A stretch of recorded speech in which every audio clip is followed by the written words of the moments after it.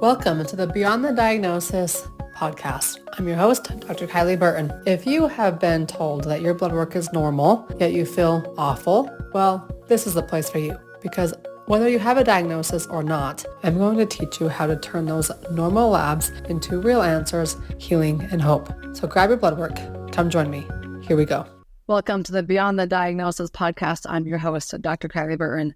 Today we're going to talk about peptides with Kelli Musa, who is a health coach. She specifically helps women fight anti-aging and weight loss. So Kelli, welcome on. Thank you. I'm so happy to be on. So tell me a little bit, why peptides? So I am a math and science girl, and all of my life I've been fascinated with the medical practices. The only thing is that I learned soon enough to be disappointed by them. And I was actually diagnosed with Epstein-Barr virus, which is 98% of the population has it, about 15 years ago, before peptides were cool. And I went to a functional medicine doctor, became very, very good friends with her, and also she mentored me. And learning about these peptides, these amino acids that were natural to the body, and being able to heal myself was just incredible. It was an incredible experience, and I became addicted at that point. So personal experience. Tell us, what is a peptide so the audience understands what we're talking about. So a peptide is a short chain amino acid. It's naturally occurring in the body. And the amino acids are compiled, like a bunch of amino acids make proteins. Yes. So it's just chopped up proteins in tiny, tiny organic chemistry form. I couldn't have said it any better. Exactly. Just a little piece of that protein. And the interesting part is the reason there are so many peptides, because there are so many proteins in our body. There are so many different compilations of the way they are created. And the peptides are specific to each need. So they can't cross over. They can't get confused. They go where they are supposed to go, which is an incredible, like taking a train. It's not going to arrive in the wrong destination. Or at least we hope not. Yeah. Describe to me like a little bit of background science regarding peptides. So the background science basically is peptides, as I said, they're naturally occurring in the body. They've been around for centuries. They've just become more prominent in public with all the weight loss noise out there, and people started to take notice of them. But they've been used medically for centuries, or for a very long time, because they are a natural go-to. They are kind of in that gray area because they aren't manufactured by big pharma. They're on the smaller scale. But the properties of peptides have been in use for longer than people would have imagined. It's a very long time practice. So when you say peptide therapy, is it capsules? Is it supplements? Is it injections? What does it look like? What is it? So peptide therapy, to be realistic, is an injection. Okay. And it's not a scary injection. It's a subcutaneous injection, which means you're just going sub-Q, which is into the skin, into the fat layer. And it's a very tiny insulin syringe. And the reason you really want to use it as an injectable is so that it bypasses the gut. It doesn't get any biodegraded. It doesn't get degraded by any of the stomach acids or any digestive enzymes in the body. So you want to go straight through. Subcutaneous is as good, if not better, than an IV product. Yeah. Give me a couple patient scenarios on what you've seen. Okay. So for me, there's a large percentage of my patients are in weight loss. And everybody knows, if you haven't heard the word tirzepatide or semaglutide, which is Ozempic or Wegovy, as Big Pharma calls them, is basically the daily, or the challenge for most people is food noise, and that's with weight loss. And what the weight loss peptides do is they shut down the food noise. They shut down the reward center of the brain. So basically, when I meet with a client, if it's a wellness client, which I actually completely appreciate, although it's a little bit more narrow to the weight loss products at this point. But with the weight loss products, basically it's an intake process. They're virtually everybody qualifies. There's a small percentage of, non-negotiables where you cannot get the products. But it's basically an intake process. We monitor you as you go through, as you utilize the products. And it's a very personalized journey. So that's what I like better than anything. There's no one size fits all. It's not pre-measured. It's a guided journey on your road to wellness. When we talk about peptides, we're breaking it down from protein, which is broken down into amino acids, which is then broken down into peptides. That said, there's going to be a variety of them. Talk to me more about the quantity of peptides, how many there are, and how you choose what goes into what person. Does that make sense? Okay, so it's kind of it's a little bit sad because the availability of the peptides that are available, it's kind of a narrow road because of big pharma stepping in and putting all these provisions. But the amount of peptides out there that can help people, there's hundreds, and they keep, on a daily basis, it keeps growing. So we really have a wide range of what's available, but what you can utilize is actually a very more narrow selection.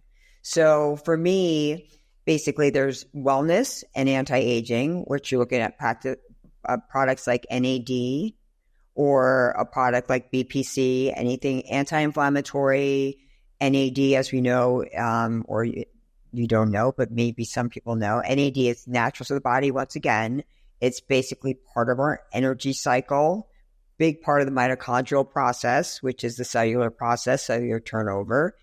And we can never add more ATP to the body, but what we can do is make the cycle speed up. And as we make that cycle speed up, we get rid of the senescent cells and we make room for the new fresh cells, which is something our body does when we're younger at a more rapid rate. So one, the pharmaceutical industry limits the amount of peptides that are available.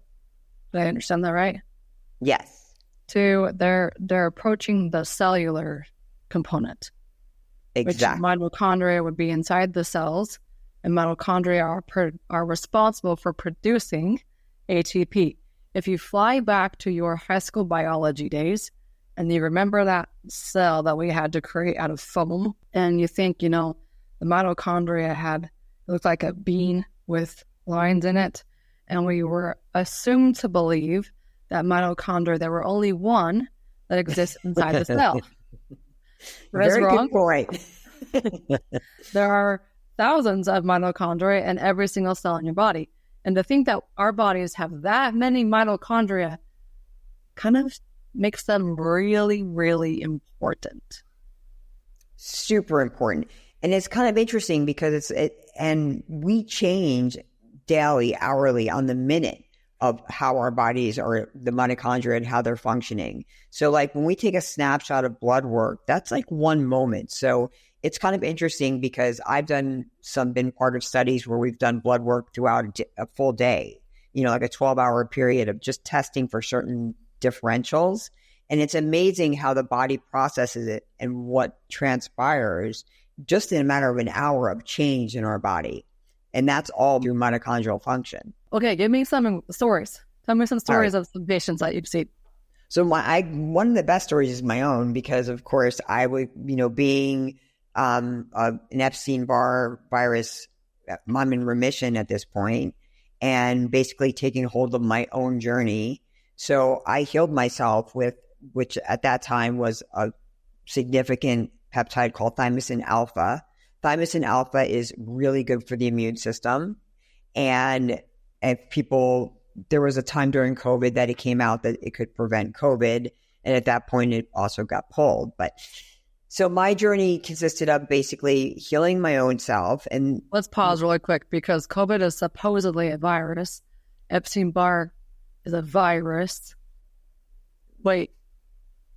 Putting virus and viral. Look at that. Viral. Exactly. Wow. That's mind blowing. That's a really good point. So basically for myself and others that I help a lot of people with autoimmune situations. And the problem is that for most people, doctors don't recognize them. They don't test for them. They look at you and they assume I look good.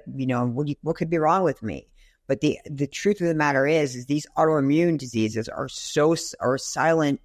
We suffer in silence because it's not something that people look for. So I always say to my clients, and this is one of the key factors, and when someone really comes to me and is really ready to throw down and get into it, is that they realize, like, I'm not feeling good. I'm tired. I'm more tired than I was a month ago, or I'm more tired than I was a year ago.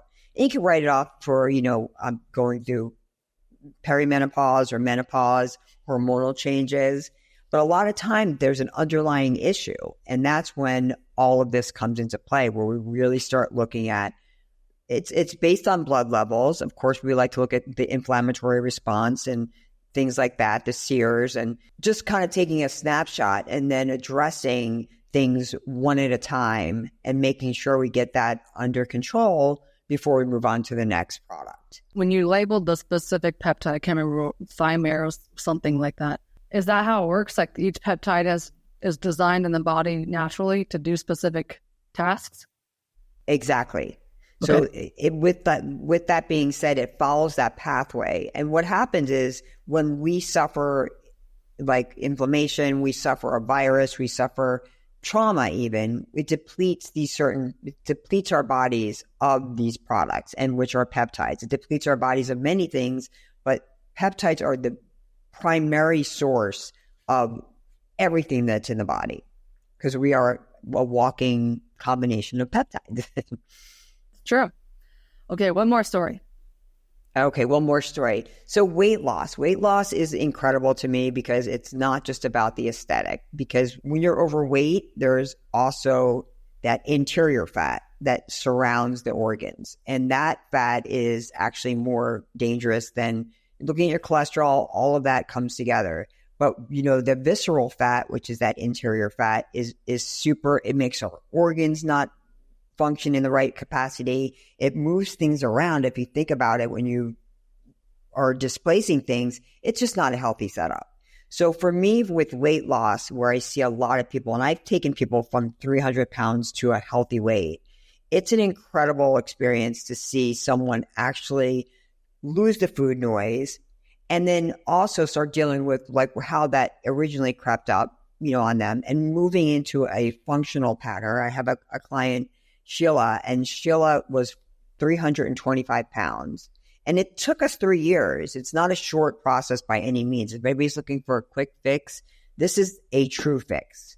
And it took Sheila 3 years. And down that path, as she became more mobile, as she became more active with all the weight loss that she achieved, there was just so many great things that came about from it. You have somebody now that's able to exercise and able to play with their children, and there's a success story. So it's not all about like the Hollywood celebrity skinny shot and how it's all marketed, because there's a lot of people that it's life or death for them by having these weight loss products, the GLP-1s. Yeah, there's a big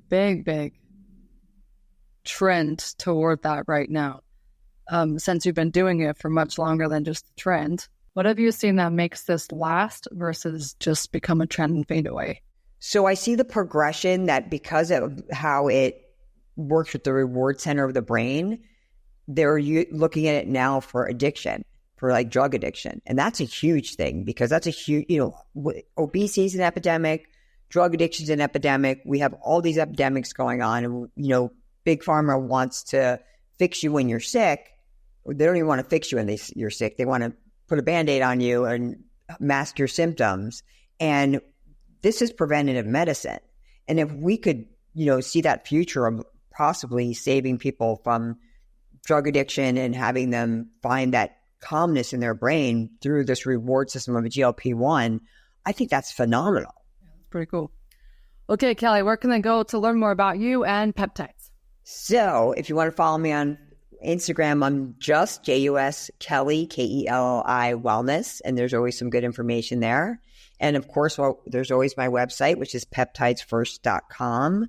Feel free always to DM me or reach out to me. I'm very interactive with my social media, with every aspect of what I do. I do this because I'm super passionate about helping people. And this is my strength, and this is how I hope to bring it out to the world. Cool. As we finish up here, what's one secret peptide that nobody really knows exists? One secret peptide. That's a good one. You stung me there. So you know what? Let's talk about PT-141 because not a lot of people know about that. PT-141. Who comes up with these names? The chemists? I know, seriously. They couldn't come up with just like number 11, Yeah. Number 12. Well, this is a sex drive peptide. So this is a pretty cool one because this takes the place that works for men and women, and it works. So I think that it's one of those ones that's people don't really talk about, but when you use it, it actually it's pretty exciting. Like a natural T booster? So it doesn't do anything with the T. It actually works with the brain again. So it kind of brings it's a little bit of oxytocin and kicks up the levels in the brain of the libido levels in a way that isn't pushing blood flow to something and causing heart attacks or in a healthy manner. It kicks up your libido. That's cool. All right, guys, you heard it first from Kelli. peptidesfirst.com. There you go. Thank you so much, Kylie, for having me on. Yep. Hey, if you're new here, welcome aboard. If you're coming back, welcome back.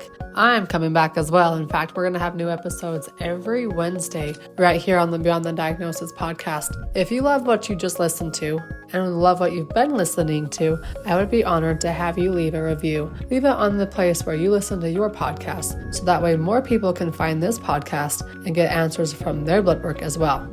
I'm Dr. Kylie, and I'll see you next week.